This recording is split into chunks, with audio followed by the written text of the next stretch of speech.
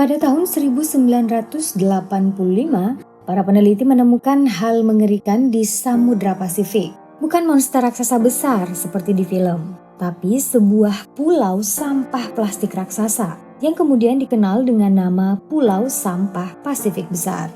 Tidak tanggung-tanggung, luas pulau ini mencapai 1,6 juta kilometer persegi, yang artinya hampir 3 kali lebih besar dari Jakarta. Hal ini tentu menjadi kekhawatiran tersendiri karena sudah mengancam ekosistem lautan di dunia yang bisa berakibat pada punahnya makhluk hidup dalam laut. Berdasarkan masalah itulah banyak ditemukan mesin pembersih perairan untuk menahan masuknya sampah berlebihan di laut. Mulai dari sungai, danau, hingga lautan memiliki alat penyaringnya masing-masing. Salah satunya adalah Ocean Clean System 002 yang dibuat oleh sebuah perusahaan asal Victoria, Kanada yang dipimpin oleh Boyan Slat. Dengan dana sebesar 21 juta euro atau sekitar 329 miliar rupiah, ia berhasil menciptakan sistem pembersih lautan terbaru bernama Jenny dengan misi untuk menghilangkan pulau sampah Pasifik besar. Cara kerja dari sistem ini adalah sebuah jala besar selebar 3 meter yang ditarik oleh 2 kapal raksasa dalam kecepatan rendah, sekitar 1,5 knot atau 2,7 km per jam. Jala yang terus ditarik akan mengumpulkan sampah pada bagian tengah jala yang dikenal dengan nama retention zone. Retention zone ini nih yang kemudian diangkut naik di atas kapal untuk melihat hasil tangkapan sampah. Nggak main-main, dalam 1 kali pengangkutan sistem ini bisa membersihkan hingga 9.000 kg plastik. Sesampainya di kapal, plastik bakal disortir, lalu dibawa ke darat untuk dijadikan biji plastik. Nah, biji plastik ini yang kemudian bakal diubah menjadi barang berguna baru seperti sebuah kacamata kece dari Safilo, Italia, yang terkenal sebagai perusahaan kacamata mewah. Oh ya, menurut Boyan Slat sebagai pemimpin proyek ini, Jenny hanya butuh 300 kali pengangkutan untuk membersihkan dan menghilangkan pulau besar Pasifik. Namun meskipun pulau ini hilang, itu hanya solusi sementara. Karena masalah utamanya yaitu kesadaran dalam membuang plastik dari manusia yang tidak hilang. Jadi kalau hari ini sampahnya habis, maka mungkin saja tahun depan pulau sampah plastik yang baru akan terbentuk. Masuk ke alat selanjutnya, ada Interceptor 001 yang berfokus pada perairan seperti sungai. Tugas utama dari alat ini adalah mencegah sampah untuk masuk di lautan. Interceptor 001 adalah sebuah kendaraan pembersih sampah otomatis untuk perairan yang lebih kecil. Cara kerjanya cukup simpel, yaitu pembatas mengapung yang ada di dalam sungai mengarahkan sampah masuk ke dalam interceptor. Kemudian akan melewati konveyor dan dikumpulkan dalam wadah besar konveyor. Nantinya wadah akan dibongkar tiap 2 kali dalam seminggu, bergantung kapasitas sampah yang didapatkan. Oh iya, di Indonesia sudah ada satu interceptor 001 yang digunakan di Jakarta untuk perairan daerah Cengkareng. Nah, kalau ada yang nanyain seberapa efektif sih Interceptor 001 ini, dari klaimnya, barang ini bisa menahan plastik hingga 90% total plastik yang berada di jalur interceptor.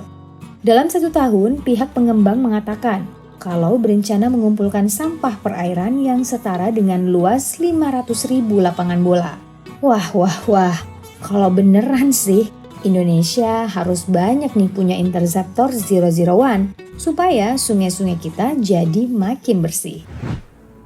Hampir mirip dengan yang sebelumnya. Sekarang kita pindah ke Mr. Trash Wheel. Dengan bentuknya yang unik, kita nggak boleh loh meremehkan kemampuan bersih-bersih dari kendaraan pembersih sungai tadi. Bagaimana tidak? Dalam setahun, alat ini bisa mengumpulkan hingga 3 juta ton sampah sungai atau sekitar 1.360 ton. Cara kerjanya yaitu memaksa sampah untuk masuk ke dalam mulut Mr. Trash Wheel menggunakan sebuah pipa panjang. Nah, dengan bermodal solar panel yang menempel di punggungnya, Mr. Trash Wheel bekerja tanpa henti dalam 24 jam per hari dan 7 hari seminggu. Satu-satunya bantuan yang dibutuhkan alat ini adalah penggantian penampungan sampah. Ya, karena kalau nggak diganti, Mr. Trash Wheel ini bisa menjadi kotor, berkarat, lalu rusak. Semoga saja Indonesia juga bisa punya Mr. Trash Wheel dalam waktu dekat. Apalagi Sungai Citarum di Jakarta baru saja dinobatkan sebagai sungai terkotor di dunia. Selain itu, ada lagi proyek Sea-Bin yang bisa diartikan sebagai tempat sampah di lautan. Memang konsepnya agak absurd sih. Di siapa sangka kalau konsep ini simple namun efektif. Layaknya sebuah tempat sampah di tempat umum, Sea-Bin disebar ke berbagai penjuru perairan. Utamanya adalah perairan yang langsung tersambung ke lautan karena banyak mengalirkan sampah.